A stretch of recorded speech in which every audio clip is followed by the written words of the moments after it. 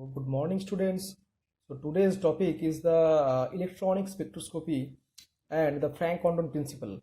So we will discuss about electronic transition, electronic spectroscopy, Frank-Condon principle, and how Frank-Condon principle helps in determining a very critical electronic spectroscopy.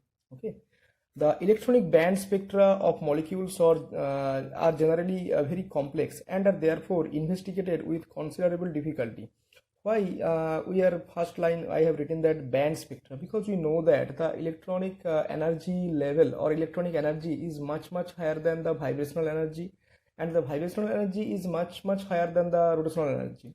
So whenever you supply the sufficient amount of energy that can undergo some electronic transition, then at the same time they will accompanied by vibrational and rotational transition successively. So because of these transitions, the electronic transition takes place along with a huge number or much or very quite a large number of the vibrational transition in between, and the vibrational transition when takes place, this accompanied by quite a large number of the rotational transition. That's why we generally get the not get the line spectrum for electronic transition, rather a band spectrum will appear. Okay.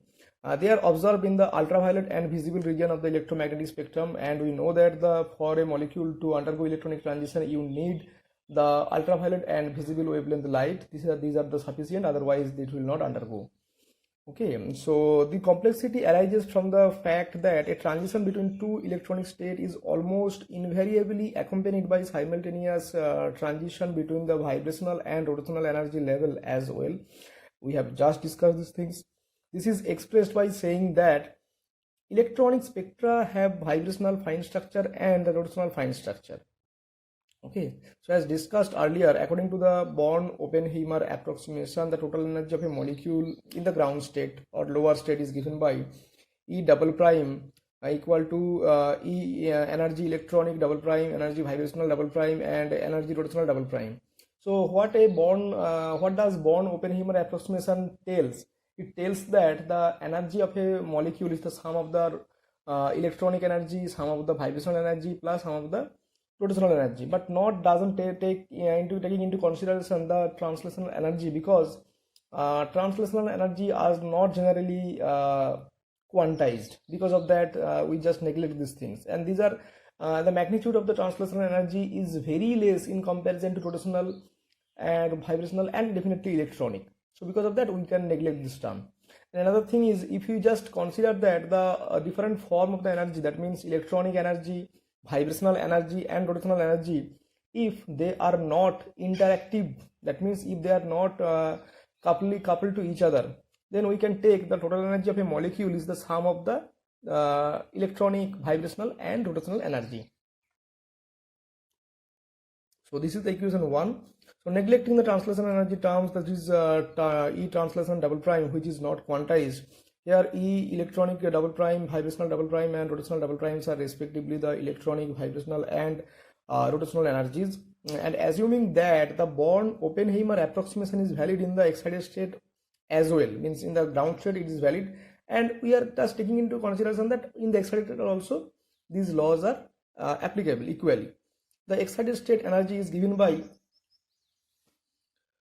E single prime equal to E prime electronic plus E single prime vibrational, E prime rotational. This is equation number 2. And the energy change for an electronic transition is given by, that is delta E. Delta E equal to energy in the excited state minus energy in the ground state. That means E prime electronic minus E prime double prime electronic, E prime vibrational minus double prime vibrational plus E prime rotational minus E double prime rotational. That means delta E electronic plus delta E vibrational plus delta E rotational. This is equation number 3. And the approximate order of magnitude of these changes means the magnitude of the electronic energy is 1000 times higher than the vibrational energy changes, and the vibrational energy changes is and directly the electronic energy changes is 10 to the power 6 times higher than rotational energy terms, or we can say 10 to the power 3 times than vibrational energy changes. So considerable simplification of the spectra result by the recognizing that we just know that because of this approximate magnitude, we can assume that Delta E electronic is very higher than delta E vibrational, and delta E vibrational which is very higher than delta E rotational.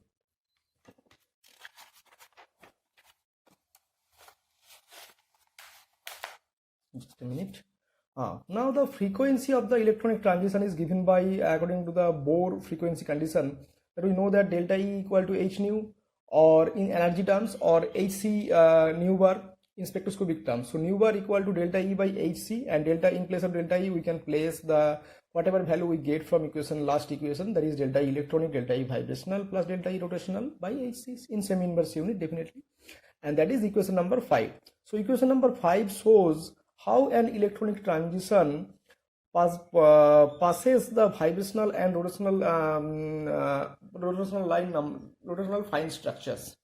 Means we know that as when a molecule undergo electronic transition, then definitely it can accompanied by vibrational transitions and also the rotational transition. So because of that, every electronic transition or electronic spectrum, you will find the fine lines in between the two electronic transition or two electronic spectrum lines. Okay, a very useful guiding principle for investigating the vibrational structure of electronic spectra is provided by the well-known Franck-Condon principle. What is this? Which states that an electronic transition takes place so rapidly that a vibrating molecule does not change its internuclear distance appreciably during the transition. What does it mean? We know that the mass of the nucleus is 1000 times or more than 1000 times higher than the mass of the electrons. So when we excite the electrons, its transition or movement is so fast, then at that time or within this time limit, the nucleus does not change its position. Okay. This principle is to a fast approximation true, since the electrons move so faster than the nuclei that during the electronic transition the nuclei do not change their position. Hence, an electronic transition may be represented by the vertical lines on a plot of potential energy versus the internuclear distance diagram. That means the electronic transition according to the Franck-Condon principle, it takes place so fast that nuclei does not change their relative positions. So because when we represent the electronic transition, we can represent them as vertical lines, because this will they are not disturbed by any kind of motion, because nuclear motion does not disturb. So let us demonstrate the Franck-Condon principle for the electronic transition of a diatomic molecules. So for this I would like to take help of a secondary notebook, because this thing is fine. So here in this figure we have demonstrated two energy curves for the molecule in the ground electronic state. Two energy curve means one for the ground electronic state, that is E0, and the second one is the fast excited electronic state, that is E1.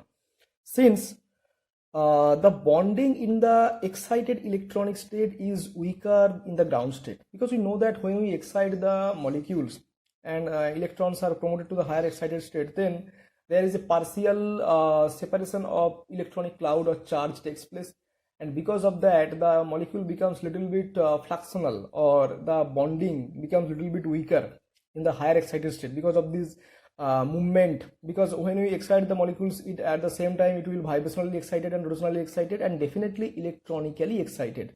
So in the excited state, the molecule is not so rigid, it becomes little bit fluxional, and because of this charge separation the bond length slightly increases.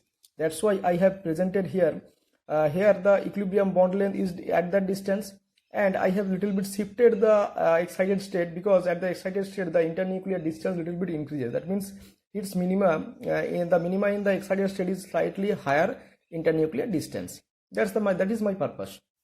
Since the bonding in the excited state is weaker than in the ground state, the minimum in the potential energy curves for the excited state occur at a slightly greater internuclear distance, that I have just discussed these things, than the corresponding minima in the ground electronic state. And from the quantum mechanical calculation we know that the probability density now I would like to focus on this second diagram, because we know that we have observed that the vibrational during when we discuss about the vibrational spectrum or the quantum mechanical, the simple harmonic oscillator energy diagram, then we have observed that these are the basically not the simple harmonic oscillator but an harmonic oscillator. So the electron density or the probability of finding the particle in the ground state is like that, and as we increase the vibrational level means higher, then the probability density is shifted from the shifted both the ends of this potential energy diagram, not in the center position. That means at the ground state and in the ground vibrational level, most of the molecules have a higher chance to get in the center position. But as we increase the vibrational level, then molecular the chance to get the molecule in that level is higher in the two ends or both the ends, not in the central position. From the quantum mechanical calculation, we know that the probability density, that is basically represented by psi square, is maximum at the center of the ground vibrational level of the ground electronic state, because that is just represented here, center of the ground vibrational level of the ground electronic state. Okay, and with increasing vibrational level, the probability density is shifted towards the two end of the level, that is away from the center. Means as we increase the higher level, means V equal to 0, 1, 2, 3, as we increase the vibrational level, the electron density is higher in that portion, means in the ends, not in the central position. Okay, now I come back to my equation. So equation show the electron, just a minute.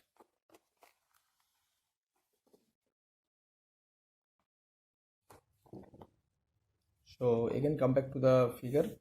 Thus, when the molecule is excited with suitable photon, the most probable electronic transition according to the Frank-Condon principle takes place from V double prime equal to 0, means the ground vibrational level of the ground electronic state, to V single prime equal to 2 levels, that is the second vibrational level of the first excited state. Why this is happening? Because we know that in the ground level, at the central position, there is a maximum probability of finding the molecules, and in the V equal to 2 levels, we know that the maximum probability is shifted towards the end. So according to the Frank-Condon principle, the electronic transition we can represent it by a vertical lines.